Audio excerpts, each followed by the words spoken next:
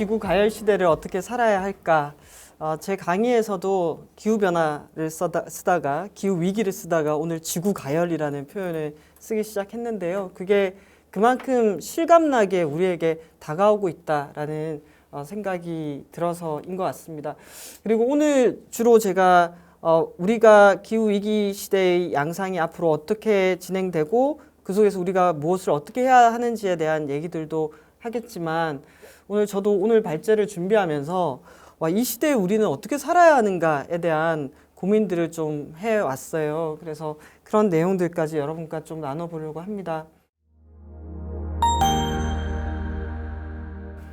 기후변화, 기후위기, 지구가열 이렇게 용어를 쓰고 있는데요. 이 장면은 녹색연합에서 이제 한라산의 구상나무 숲이 이렇게 죽어가고 있는 모습을 보여주고 있는데요. 우리나라도 아열대화가 되면서 침엽수림이 살기 매우 어려워지는 이런 식생의 변화가 나타나고 있고요. 바닷물의 해수의 온도도 상승하고 제주도 같은 경우에는 육지에서 나오는 폐수의 유입이라든지 이런 것들 때문에 해조류가 상당히 빠른 속도로 사라져가고 있고 바다 사막화 현상도 일어나고 있고 갯녹음이라든지 이런 것들이 심각하게 전개되고 있다고 합니다. 자, 지난해 우리나라 기상청이 한반도 109년의 기후변화 보고서를 발간하게 됩니다. 이 109년 동안에 우리나라 같은 경우에는 연평균 기온이 1.6도씨 정도 상승을 했고요. 여기서 딱 눈에 보이는 게 여름이 20일이 길어졌어요. 여름이 길어졌어요. 그리고 겨울이 22일이 짧아진 거. 또 영강수량 같은 경우에는 증가했는데 강수 일수는 20일이 줄었어요. 자, 이것도 보면은 한 번 내릴 때 이 강수량의 강도가 강해진다라든지 강수 일수 자체가 줄었기 때문에 또 가뭄이라든지 이런 것들로 연결되지 않을까 싶은데 그러면 이제 농사에도 바로 영향을 미치는 상황입니다. 그래서 우리가 기후변화에 대해서 과학적인 연구를 하기 위해서 1988년도에 IPCC라고 기후변화에 관한 협의체를 만들고 이 IPCC가 만들어내는 보고서가 국제사회가 기후위기 대응을 하는 데 있어서 정책을 만드는 중요 과학적인 근거로 쓰입니다. 자, 이 IPCC가 이렇게 정의하는 기후변화는 중요한 것이 인간에 의한 온실가스 배출입니다. 인간이 온실가스를 배출하고 지구온난화가 진행되면서 매우 짧은 시간 사이에 지구 평균 기온이 상승해서 극단적인 기상현상이 일어나고 그로 인한 피해가 여러 형태로 누적되는 것이 이제 기후변화인데요. 기후변화라는 용어를 쓰다가 2019년도에 영국의 가디언지가 이건 변화라는 것이 그냥 자연스러운 변화를 의미하는 것 같다.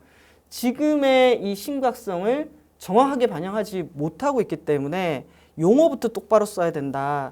그래서 우리는 기후비상 또는 기후위기라는 용어를 쓰겠다라고 하면서 최근에 여러분께서도 기후위기라는 용어를 많이 듣고 접하고 계신다라는 걸 알 수가 있습니다.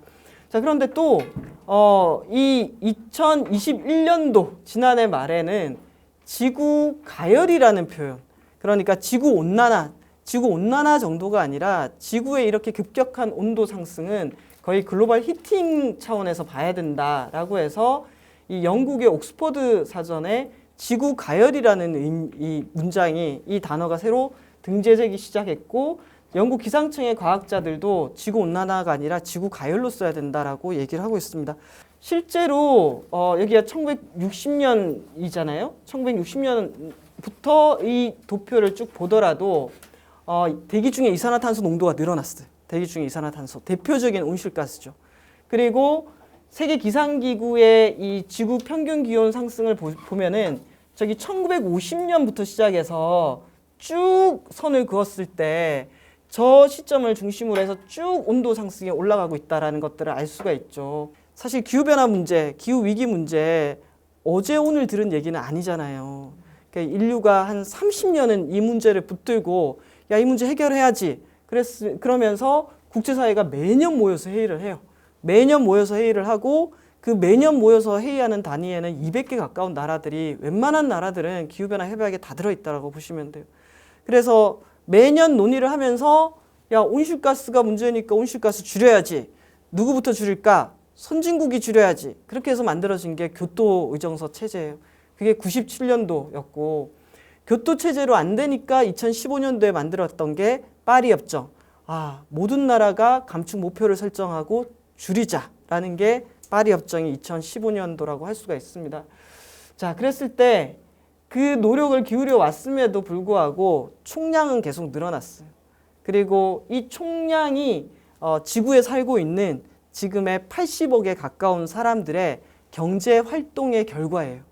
그 경제 활동에 있어서 가장 많은 부분을 차지하는 게 여기 주황색으로 되어 있는 게 화석 에너지 연소잖아요.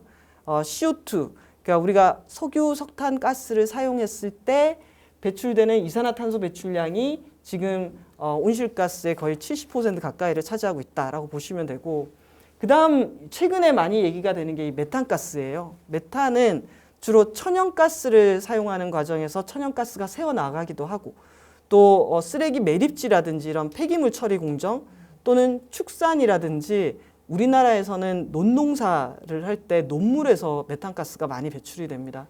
국가 간의 책임도 책임이지만 빈부의 격차, 그러니까 부자가들이 배출하는 양에 대한 연구들도 많이 진행되고 있어요. 그래서 오늘 여기 자료들을 보게 되면은 전 세계 부유한 10%가 전 세계 배출량의 약 절반 가까이를 배출하거든요. 10%가 절반을 배출을 해요.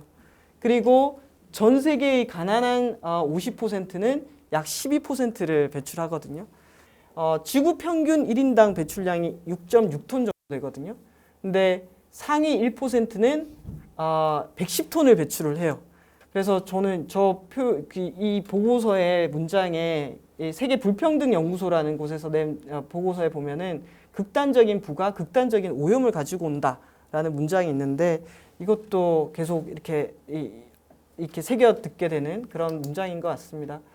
자, 심각한 건 누구나 알고 있는데, 그러면 우리가 어디에 얼마만큼의 행동을 해야 할까에 대한 논의를 본격적으로 진행했던 시간이 바로 2015년도에 파리 협정 맺을 때였던 것 같아요. 지금까지 인간이 한 1.1도씨 정도 올렸거든요. 산업화 이전과 대비했을 때. 그래서 우리가 막 산업 활동을 막 하면서 지금의 결과가 1.1도씨 정도로 올렸단 말이에요. 그러면 오늘 하루도 배출이 많게 되면은 이게 계속 온도 상승으로 이어질 텐데 계속 올라가면 안 되잖아요. 지구 평균 기온 상승을 몇 도시에서 멈출 것이냐를 가지고 논의를 했던 게 파리 협정이었고, 그 논의를 결정하기 위해서는 과학자들의 연구 결과가 또 중요한 근거가 됐습니다. 그래서 2018년도에 우리나라 인천에서 이 보고서가 발간이 됐고 발표가 됐어요. 그 보고서를 보게 되면은 1.5도씨에서 지구에서 일어날 수 있는 일, 2도씨에서 일어날 수 있는 일들을 보여주고 있는데, 여러 이 항목이 있지만 저는 1.5도씨가 상승하면은 바닷속의 산호초가 70에서 90%가 소멸한다. 이것도 괜찮은 게 절대 아니잖아요. 근데 2도씨가 상승하게 되면은 99% 이상 소멸한다. 바닷속의 산호초가 사라진다 라고 했을 때, 이 산호초가 수많은 바다 생물들이 거기를 기반으로 해서 성장을 하거든요. 그러면 99%가 사라지면 바다 생태계는 어떻게 되는 거야? 라는 질문을 해볼 수가 있고, 그러면서 이 보고서에서 이제 이 결론을 내린 거는 1.5도씨에서 멈춰야 한다. 지구 평균 기온 상승은 1.5도씨. 이게 마지노선이다. 이거 넘으면 안 된다라는 거였고, 그러면 또 전망해 볼 수 있잖아요. 지금의 온난화 속도가 쭉 간다고 했을 때 1.5도씨에 도달하게 되는 시점을 언제로 전망하느냐라고 했을 때 2040년 이전이라는 거예요. 2040년 이전. 그러면 20년도 안 남았잖아요. 그런데 이게 또 1.5도씨를 넘지 않기 위해서 행동할 수 있는 시간은 6년에서 7년 정도로 보고 있거든요. 왜냐하면 우리가 대기 중에 온실가스를 막 뿜어냈을 때 어느 정도의 양이 되면은 1.5도씨가 넘게 될 거라고 하는 총량을 계산해 낼 수가 있는데, 지금 속도대로라면은 그 총량은 7년 정도가 되면 다 배출하고, 우리가 배출한 온실가스가 온난화 효과를 일으켜서 실제 지구 온도 상승까지 반영되는 시간까지 포함했을 때가 2040년이라는 거예요. 그러면은 1.5도씨에서 막으려면은 그 총량을 넘어서지 않아야 되는데 그 총량을 넘지 않기 위해서 우리가 행동할 수 있는 시간은 7년 이렇게 보고 있는 거죠. 여러분은 탄소 중립을 어떻게 이해하고 계시나요? 제가 많은 분들에게 이렇게 질문을 해보면은 이렇게 얘기하세요. 배출한 것을 흡수해서 플러스한 것을 마이너스 시켜서 상쇄시켜서 0으로 만드는 거다라고 얘기하세요. 맞는 말이에요. 왜냐하면 순 배출이 0이 돼야 되기 때문에 배출한 것은 흡수를 해야 되거든요. 근데 여기서 이렇게만 접근을 하게 되면은 이게 있어요. 배출하는 양은 너무 많고 흡수할 수 있는 양은 너무 작은 거예요. 결국은 탄소 중립을 한다는 것은 거의 배출량을 0에 수렴하도록 만들어야 되는 거예요. 그럼 배출 제로라는 건 뭐냐라고 했을 때 지구상에 인간이 80억이 살고 있는데 이 80억이 지구의 대기 속에 이산화탄소를 뿜어내지 않는 상태를 탄소 중립이라고 해요. 그렇기 때문에 이 이야기를 듣고 가능할까라고 묻는 게 어떻게 보면 당연한 일이 되는 거고, 근데 이 엄청난 일을 우리가 선언을 했다라는 거죠. 우리나라 선언했잖아요. 이 얘기는 뭐냐면은 2050년에 대한민국 국민이 5천만이 있으면은 5천만 명이 대기에 추가적으로 이산화탄소를 뿜어내지 않는 상태를 만들겠다라고 우리는 선언을 한 거예요.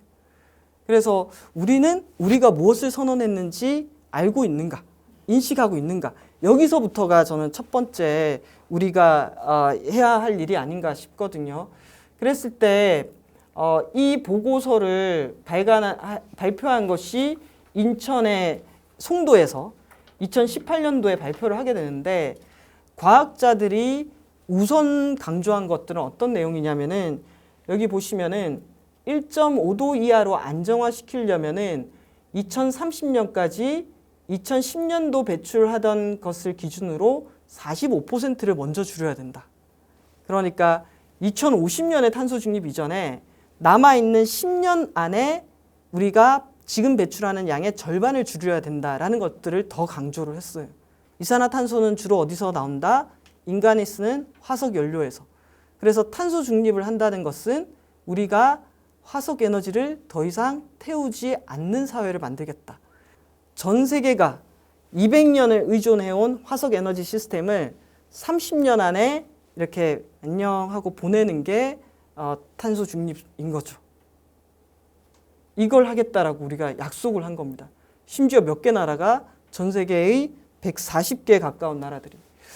저는 또 놀랍게도 이 가능하겠어라고 할 수밖에 없는 이 질문을 연상시킬 수밖에 없는 이 탄소 중립이라는 것을 이끌어내는 과정들이 2019년도, 20년도, 21년도 이 3년 동안 매우 드라마틱하게 막 펼쳐집니다. 거기에 가장 세계적으로 메시지를 던진 게 청소년들이죠.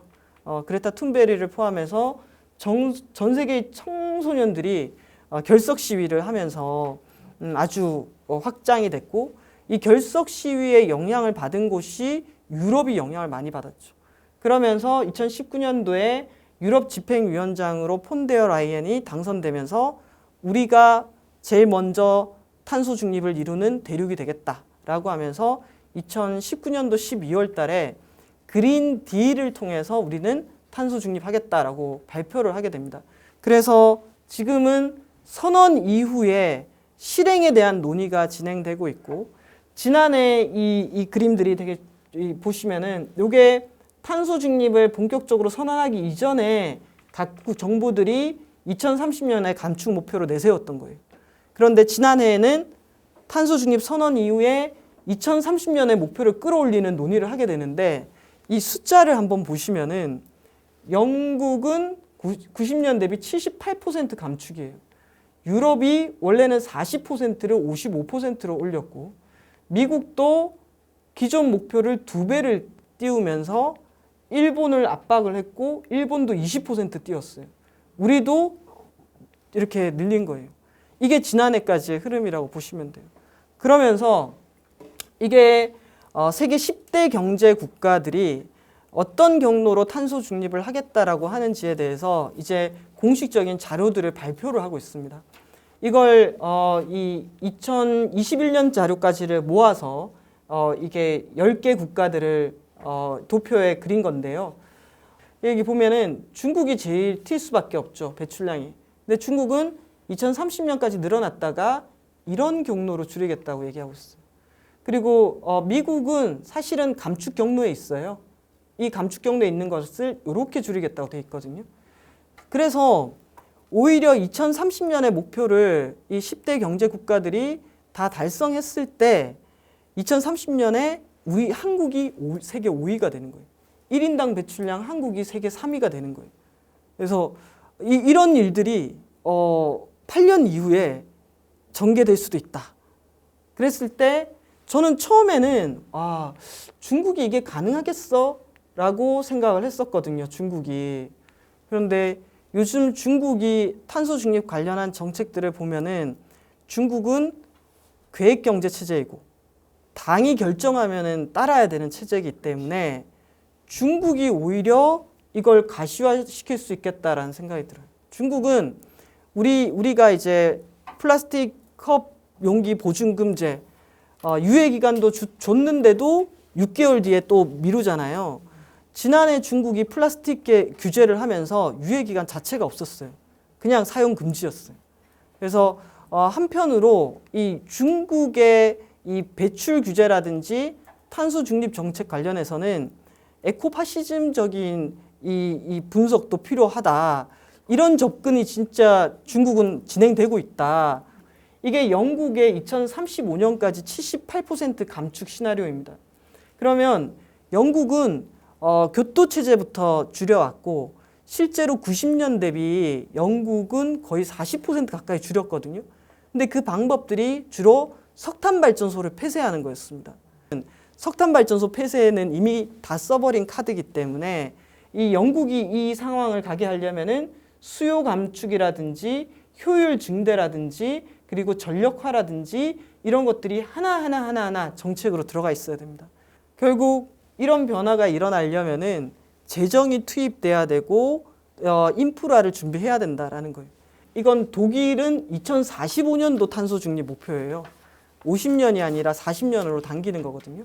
2030년까지는 지금 배출량의 절반을 줄이고 그 절반을 2045년까지 거의 중립화한 다음에 2050년에는 배출하는 것보다 흡수하는 것을 더 많게 하겠다라는 게 독일의 계획이에요. 그래서 이게 2018년도가 우리나라 총 배출량이 최대치였을 때인데 우리 1990년 대비해서 쭉 늘어났잖아요. 근데 우리가 줄여본 이 시점은 IMF 때 줄어든 거예요. 그러니까 산업이 그 정도의 고통과 충격을 감당하는 시기에 배출량이 줄어드는 거거든요. 그러면 우리가 이걸 이렇게 간다는 거는 정말 만만치 않은 어려움과 이 변화를 감내해야 된다는 것을 의미해요. 두렵기도 하죠. 그런데 이 정도의 노력을 최대치로 하지 않았을 때 아까 2도, 3도로 올라가면서 겪게 될 그 위기도 매우 두려운 건 마찬가지. 자, 이걸 토대로 탄중이가 한 작업이 이 작업이에요. 탄소 중립 시나리오를 만들어 본 거예요. 전력을 생산할 때 배출량이 0이 되려면은 우리나라에 있는 모든 석탄 발전소하고 가스 발전소를 다 폐쇄하는 거예요. 그걸 폐쇄하는 안이 시나리오 A입니다. 건물 분야가 지금 620만 톤으로 줄어드는 건데 이게 되려면은 우리나라에 있는 총 건물이 740만 동 정도가 되거든요. 이 모든 건물을 그린 리모델링을 해가지고 에너지를 최적화해야지 줄일 수 있는 양이에요. 그리고 수송과 물류 분야를 보시게 되면은 우리나라에 등록된 차량 대수가 2,500만 대예요. 2,500만 대 중에 약 26만 대 정도가 친환경 차량이고 나머지 다 내연기관 차량이거든요. 그러면 얘들을 다 데리고 탄소 중립으로 간다라고 했을 때 일단 교통 수요 관리를 하고 난 다음에 요만큼만 배출하게 된다는 거는 2050년도에는 우리나라에서 길거리를 달리는 차량의 98%가 전기차와 수소차로 바뀌어야지 가능한 양이에요. 그리고 B안은 그래도 얘보다는 조금 더 완화된 안인데 마찬가지로 7억 2천만 톤을 1억 1천만 톤 수준으로 바꾸는 거니까 거의 뭐 7분의 1로 줄이고 그 배출한 7분의 1마저도 흡수해서 상쇄시키는 이걸 해야 되는 게 우리의 선언이었어요. 그리고 우리의 숙제였고. 그래서 이런 논의를 열띠게 했고 그것보다 더 강하게 대립하기도 하고 논쟁했던 것은 2050년의 시나리오가 아니라 2030년의 감축 목표였어요. 여기 보면은 우리나라에서 양대 산맥이 발전 부분하고 산업이에요.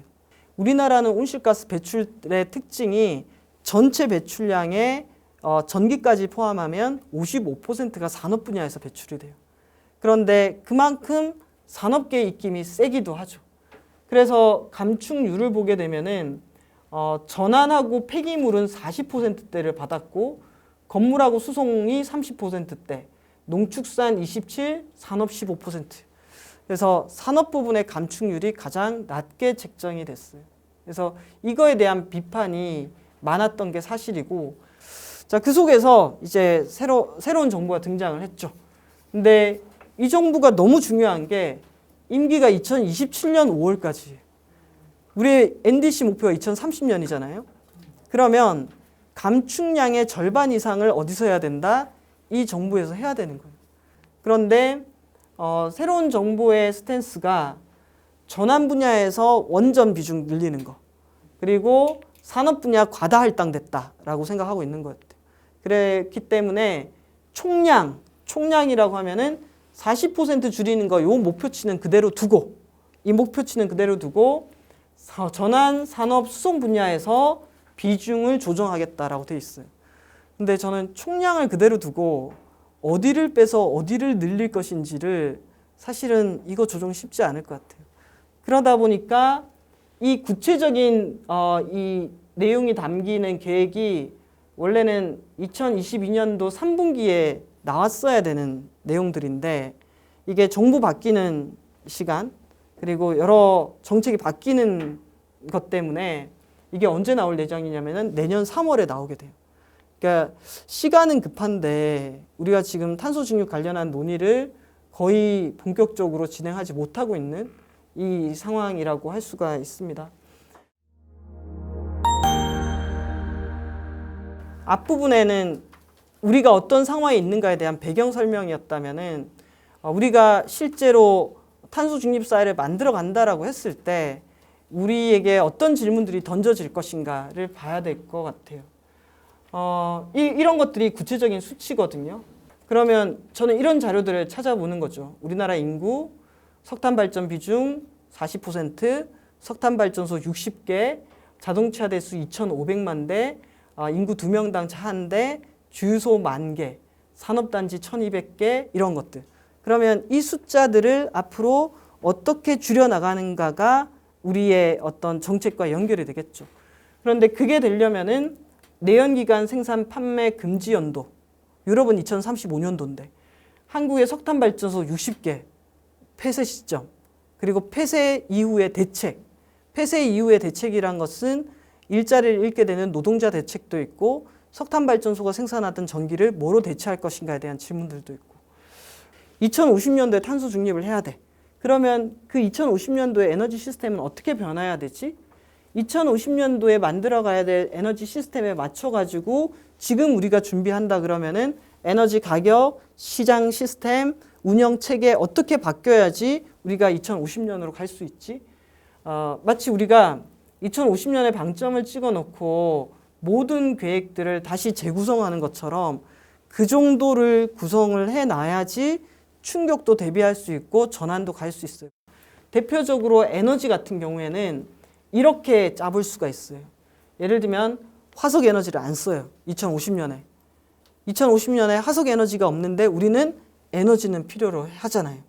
그러면은 우리가 필요로 하는 에너지 형태가 뭐로 바뀌느냐? 다 전기로 바뀌어요. 전기로. 그래서 마치 이건 내연기관 차량, 석유로 달리는 차량이 전기차로 바뀌는 것과 마찬가지. 그래서 화석 에너지를 전기로 바꾸고 그 전기를 탄소 배출이 없는 에너지원으로 만들어내는 것이 탄소 중립 시대의 에너지 시스템이에요. 그러면 발전 설비가 많이 늘어나야 되잖아요. 그러면 늘어나는 발전 설비의 기술성을 어떻게 할 거냐라고 했을 때 국제에너지기구는 2050년 전력의 90%를 재생에너지로 보고 풍력과 태양광을 핵심으로 보고 있어. 그러면 우리나라는 딱 이 얘기 들으면은 우리나라는 비싸서 안 되고 공간이 없어서 안 되고 안 되는 이유들이 막 줄줄이 나오잖아요. 그런데 그건 우리가 너무 원전하고 석탄 중심의 시스템에 익숙해져서 재생 가능 에너지의 가능성에 대해서는 정말 우리는 너무 낮게 보기도 하고 오랜 이 정쟁화된 에너지화에서 이 전체 시스템에서의 역할이 아니라 선호도의 개념으로 바뀐 것 같아요. 에너지원이. 그런데 어쨌든 이 국제에너지기구가 재생에너지의 90% 전력의 90%가 재생에너지고 태양광 풍력이 되는데 현재 우리나라 같은 경우에는 2050년에 약 70%를 재생에너지로 간다라고 보고 있어요. 이런 것들을 찾아가야 되는 상황일 겁니다. 산업도 마찬가지. 산업은 우리나라 55% 차지하고 있잖아요. 근데 우리가 사실 제조업이라든지 산업 부분에 대한 지원 그런 것들이 많고 실제 우리나라의 이 온실가스 감축에 있어서는 가장 크게는 석탄 발전소지만 이렇게 많이 배출하는 기업들이 줄이기 위해서 노력하는 게 또 매우 중요해요. 포스코 철강 회사가 우리나라 전체 배출량의 13% 이렇게 차지하고 있잖아요. 결국 산업 부분에서도 경쟁력 떨어진다 이게 아니라 세계가 탄소 중립으로 갈 수밖에 없다면은 철강, 자동차, 정유 이런 업계들도 이제 줄여야 되는 거죠. 특히 우리나라 같은 경우에는 수출 의존도가 높고 그런데 무역의 이 판이 바뀌고 있는 거고 거기에 이 주요 수출품이 철강이나 반도체, 자동차 등이고 에너지 다소비 산업 구조를 갖고 있는데 탄소 중립 시대에는 이 구조를 가지고 우리가 계속 갈 수가 없을 것이다. 자, 그러면은 결국 이 자동차 분야만 하더라도 전기차로 바뀌게 됐을 때 빠르게 자동차 산업에 40만 명이 종사하고 있는데 3분의 1이 완성차고 나머지 3분의 2가 부품업체예요. 근데 이 부품업체도 뜯어보게 되면은 내연기관 부품업체들이 있겠죠. 그럼 내연기관 부품업체들은 앞으로 10년이나 15년을 버티기가 어려워요. 그러면 이게 고용의 충격으로 연결이 될 텐데 그에 대한 대비책들은 어떤 것들을 만들 거냐. 이런 게 정의로운 전환 이슈이기도 하고 같이 연동해서 봐야 된다라는 얘기를 드리고 싶었어요. 저는 계속해서 국제사회가 어떻게 변하는지 그리고 정말 탄소 중립 사회로 간다라고 했을 때 온실가스 배출에 대해서 규제를 하게 되고 모든 경제 행위를 배출량으로 환산해서 규제하거나 비용을 부과하려고 하는 시스템이 만들어질 거예요. 그리고 물가 상승 요인이 발생할 거고 화석 에너지에 기반한 산업들은 일자리를 잃을 수밖에 없을 거고 다만 화석 에너지 자체를 완전히 대체하는 에너지 시스템으로 만들어지는 과정에서는 일자리가 늘어날 수 있을 거라고 생각하는데요. 그런데 재난의 강도가 강해질수록 이건 속도를 더 내게 될 거예요. 근데 우리는 이런 준비를 체계적으로 해본 적이 없기 때문에 세계가 속도를 낼 때 우리는 끌려갈 가능성이 많은데 끌려가기라도 하면 모르겠지만 우리는 그 속에서 남은 한정된 예산을 가지고 공항과 각종 개발에 돈을 쏟을 경우에 감축과 적응에 투입해야 되는 비용이 부족한 거고 그랬을 때 누구에게 고통이 갈 거냐. 이거 아까 그래프 이거는 되게 엄청난 사회적 충격이거든요. 감당할 수 없는 사람들이 훨씬 더 많단 말이에요. 그러면은 이걸 감당할 수 있는 안전망을 만들어 주는 것도 정부가 엄청나게 준비를 많이 해야 될 영역인데 여기에 대한 관점이 저는 거의 없다라는 게 지금의 상당히 큰 문제인 것 같아요. 그래서 우리가 어떻게 해야 되느냐, 저 계속 질문해야 된다. 2050년 어떤 사회냐, 어떤 사회 만들고 싶으냐, 그 만들려면 지금부터 뭐 해야 되느냐를 끊임없이 모든 영역에서 질문해야 되고 그걸 하기 위해서는 시위도 필요하고 행동이 필요하죠. 우리 이거 표야, 이게 표라고 우리는 이걸 원한다고 하는 사람들이 절반 이상이 돼야지 정치인들이 움직이고 정책가들이 움직이니까 결국 세력화도 중요하고 진짜 대안이 있어야 돼요. 탄소 중립합시다라고 되는 게 아니잖아요.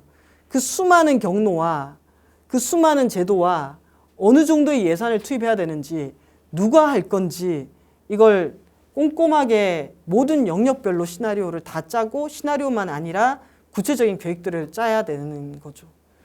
마지막인데요. 저는 정말 수백만, 수천만 명이 각자의 역할에서 최선을 다할 때, 그러니까 워낙 이게 중요하고 뭔가 실존을 넘어서는 이슈가 되다 보니까 각자의 영역에서 고립되어서 이 문제를 고민하는 사람들이 되게 많은 거예요. 그래서 이 사람들이 각자의 방향을 찾고 최선을 다할 때 가야 될 거, 이게 가능하지 않을까라는 생각이 들었고, 지금은 저는 할 수 있는 걸 다 해야 된다고 생각해요. 그리고 가장 효과적으로는 많이 줄일 수 있는 걸 하는 게 맞기는 하겠죠. 그런데 이게 많이 줄일 수 있는 게 우선순위가 되는 것일 수도 있고, 아니면은 정성적이지만 사람들의 마음을 바꾸는 교육이 우선순위가 될 수도 있는 거고, 그래서 할 수 있는 모든 영역에서 해야 된다. 개인의 실천은 필요 없다가 아니라 개인과 구조적인 실천이 다 같이 가야 된다. 흡수량은 작아서 의미가 없다가 아니라 흡수도 하고 지키고 감축도 할 수 있는 방안을 찾아야 된다라든지, 그래서 저는 이 기후위기 대응을 위해서 찾아가는 과정도 이거는 되고 이건 아니고라고 했을 때 개발하고 배출하는 건 많이 하는 건 아닌 건 확실해요.